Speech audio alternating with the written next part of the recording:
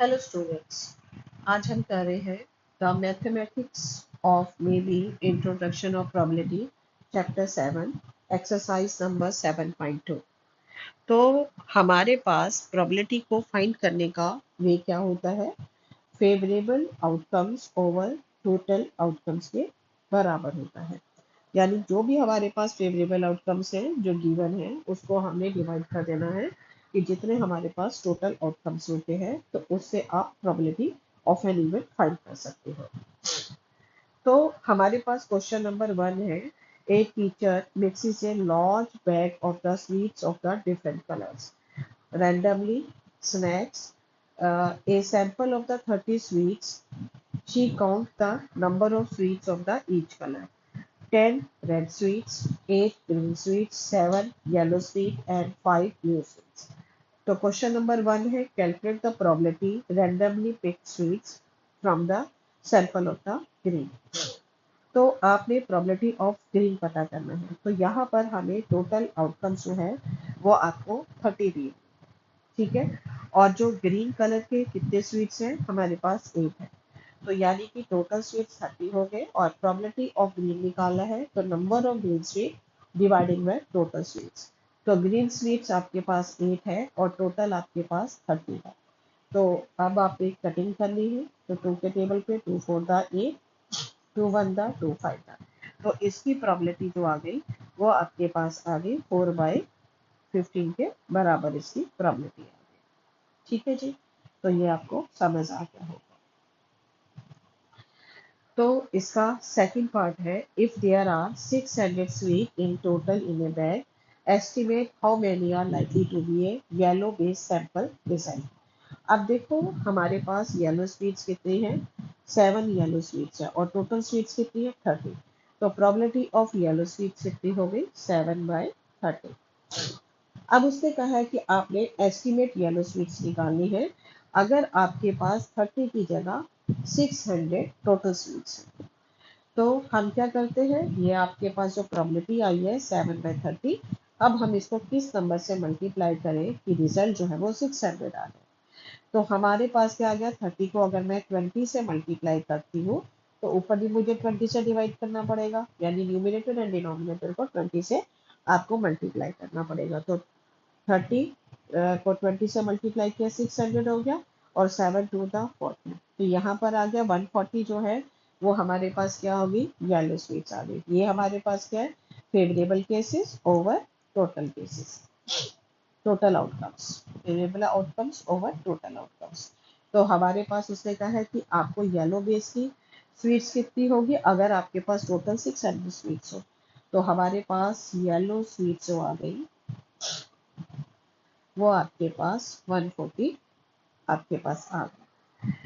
Next आपके पास question है, question number 2, A survey is conducted at school where a random sample of the 40 students is asked about their favorite color. The response are 14 students science club, 11 student arts club, 9 students sports club and 6 student debate club. तो ये 40 students को जो favourite colour थे वो उसके दिए थे। Assume that there are 8 students in the whole 800 students in the whole school. What is the probability that the random chosen and the student from the sample prefer to the art club? तो पहले हम normally देखते हैं तो art club को कितने students पसंद करते हैं। तो हमारे पास 11 स्टूडेंट्स जो हैं वो आर्ट क्लब को पसंद करते हैं और टोटल स्टूडेंट कितने हैं, 40। तो यहाँ पर आ गया probability of arts club is equal to number of student of the art school. वो आपके पास आर्ट्स स्टूडेंट्स वो आपके पास 11 है और टोटल कितने हैं, 40। तो 11/40 इसका रिजल्ट आ गया। नेक्स्ट उसने हमें क्या कि अगर आपके पास using the sample result estimate how many student of the whole school are likely to the sports club, तो कितने स्टूडेंट जो है वो स्पोर्ट्स क्लब को पसंद करेंगे। अब उसमें एस्टिमेट आ रहा है, जब एस्टिमेट की बात करेंगे तो हम 800 स्टूडेंट्स को लेकर बात करेंगे। तो सबसे पहले जो है वो आपने सिंपली जो है जो 40 स्टूडेंट्स के हिसाब से जो स्टूडेंट्स जो है स्पोर्ट क्लब को पसंद करते हैं उसकी प्रोबेबिलिटी फाइंड कर लेनी है। तो हमारे पास Probability of sports club student is number of the sport club students dividing by the total student. अब हमारे पास जो है स्पोर्ट्स क्लब के स्टूडेंट जो है वो हमारे पास 9 स्टूडेंट जो है वो स्पोर्ट्स क्लब को पसंद करते हैं। तो ये हमारे पास आ गया 9 ओवर टोटल आउटकम्स आपके पास 40 है। अब उसने कहा एस्टिमेट रिजल्ट निकालना है, तो एस्टिमेट के लिए आपने इसके डिनोमिनेटर को 800 करना है। तो आपके पास रिजल्ट है 9/40, आपने इसके डिनोमिनेटर को 800 करना है। तो 40 को अगर मैं 20 से मल्टीप्लाई करूँ तो 800 हो जाता है, तो आपको न्यूमिनेटर को भी 20 से मल्टीप्लाई करना है। तो 90 टू द 180 अपॉन ओवर 800। तो एस्टिमेट स्पोर्ट्स क्लब के स्टूडेंट कितने हो गए? 180 एस्टिमेट स्टूडेंट हो गए। तो estimate student of sport club,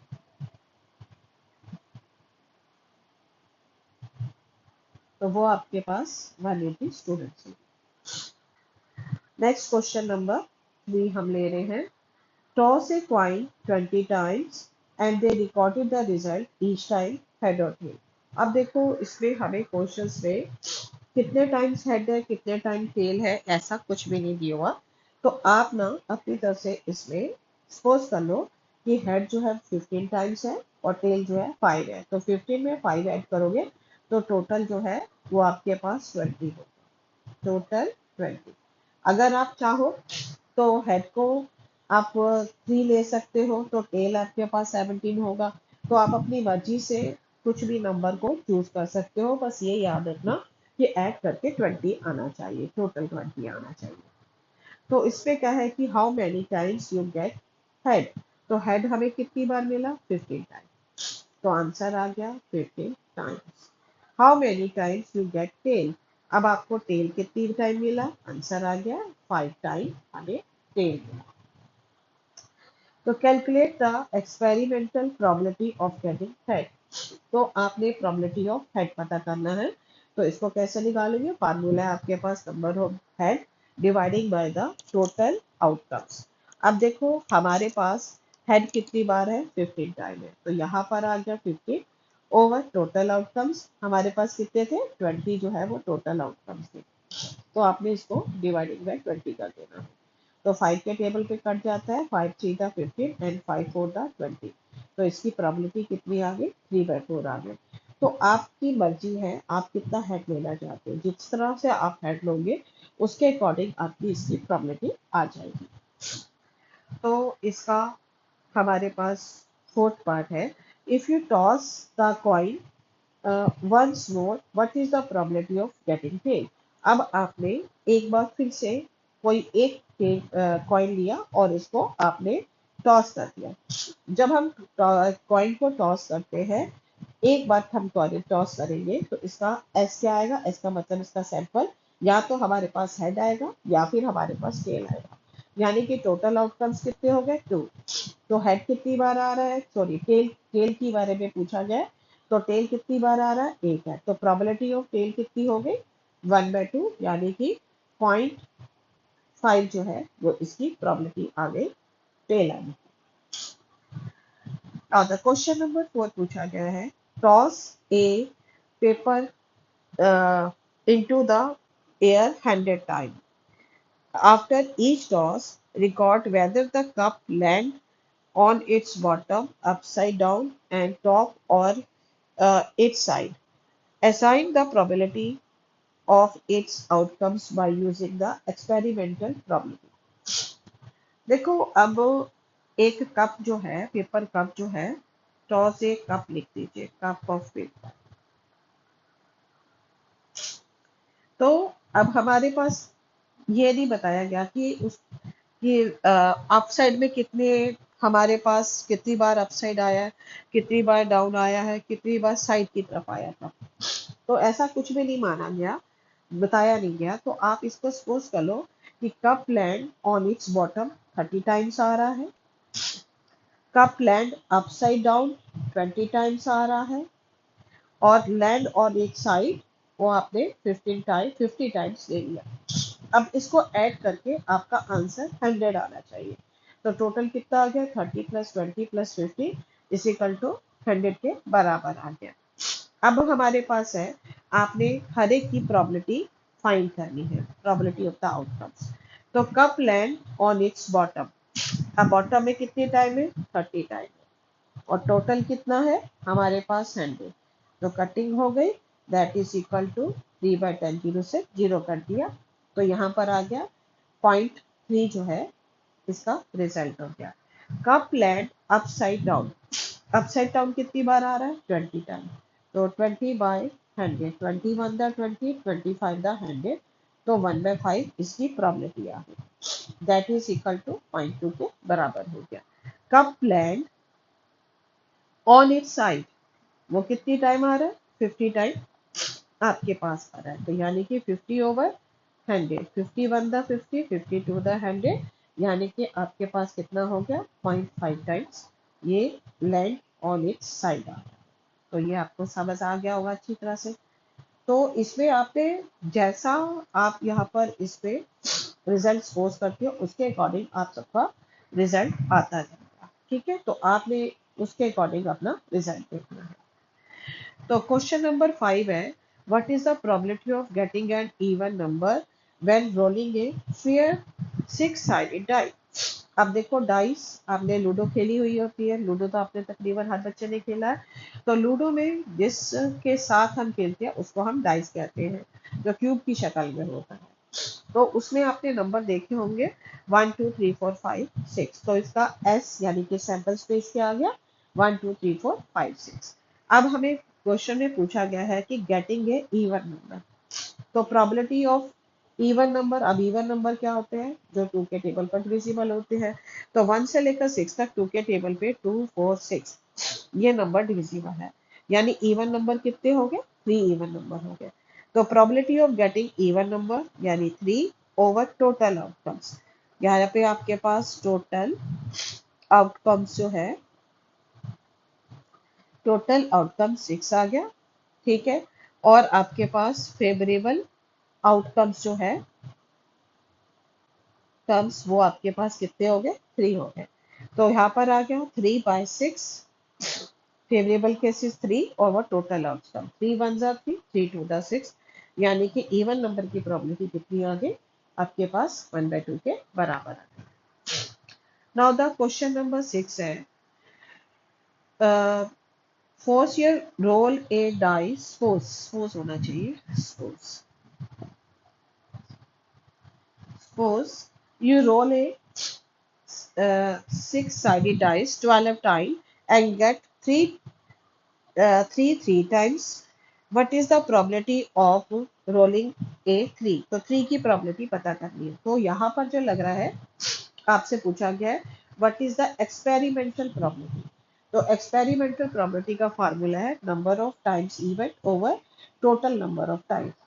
अब इवेंट कितनी टाइम हुआ 3 जो है वो 3 टाइम्स है, तो यहाँ पर आ गया 3 ओवर टोटल ऑफ टाइम्स, कितने टोटल टाइम्स किया 12, तो 3 1 जा 3 3 4 द 12, यानी कि 1/4 इसकी प्रोबेबिलिटी आ गई। तो एक्सपेरिमेंटल प्रोबेबिलिटी ऑफ रोलिंग 3 वो आपके पास कितना आ गया 1/4 के बराबर हो गया। What is the theoretical probability of the rolling 3, जब आप थियोरेटिकल प्रोबेबिलिटी में देखेंगे तो हमारे पास इसका सैंपल स्पेस क्या आ जाएगा 1 से लेकर 6 तक 1 2 3 4 5 6, ठीक है, जिसमें हमारे पास 3 जो है वो कितनी बार आ रहा है एक बार आ रहा है, ओवर टोटल आउटकम्स कितने 6, तो यहाँ पर आपके पास आ गया टोटल आउटकम्स वो 6 है, और जो 3 कम्स 3 कितनी बार आ रहा है 3 कम्स 1 टाइम एक बार आ रहा है, तो इसकी प्रोबेबिलिटी कितनी आ गई थ्योरेटिकल प्रोबेबिलिटी जो आ गई 1/6 के बराबर आ गई। तो नेक्स्ट इसका थर्ड पार्ट है why might this probability be different, ये प्रोबेबिलिटीज जो है दोनों की दोनों डिफरेंट कैसे है। देखो ये प्रोबेबिलिटी डिफरेंट इस तरह है कि जो एक्सपेरिमेंटल प्रोबेबिलिटी है वो हमारे पास स्मॉल नंबर ऑफ ट्रायल्स के बीच में की जाती है, ठीक है, तो यानी कि उसका जो ट्रायल का साइज जो होता है वो स्मॉल होता है, और जो एक्चुअल रिजल्ट आता है वो हमारे पास किससे आता है, थ्योरेटिकल रेशो से आता है। तो यहाँ पर थ्योरेटिकल रेशो जो है 1/6 के बराबर आ रही है, और जो एक्सपेरिमेंट प्रोबेबिलिटी किया कितने किसके बराबर आ रही है, 1/4 के बराबर आ रही है। इसमें देखो डिफरेंट डिफरेंट टाइम्स जो है वो यहाँ पर एक्सपेरिमेंट किए गए हैं, कितनी कितनी टाइम्स आ रहा है।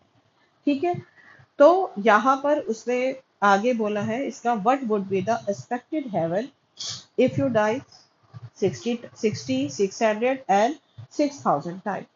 अब देखो कि अगर आपके पास जो एक्सपेरिमेंटल प्रोबेबिलिटी थी, यहाँ पर अभी आपने निकाला था एक्सपेरिमेंटल प्रोबेबिलिटी कितनी आ रही है, 1/4। तो आपने इसको जो डिनोमिनेटर है पहले जो है वो उसको 60 टाइप किया है, तो 60 से आपने 60 बनाना है। ठीक है, तो यानी कि आप इसको 15 से मल्टीप्लाई एंड 15 से डिवाइड करोगे तो 60 हो जाएगा। तो ये कितना हो गया, फिर 1 को 15 से किया, 15/60 के बराबर आ गया। सेकंड है कि अगर आपने इसका डिनोमिनेटर जो है राइस को 60 टाइम किया है, यहाँ पर इसमें लिखा है कि 60 टाइम थ्रो किया है,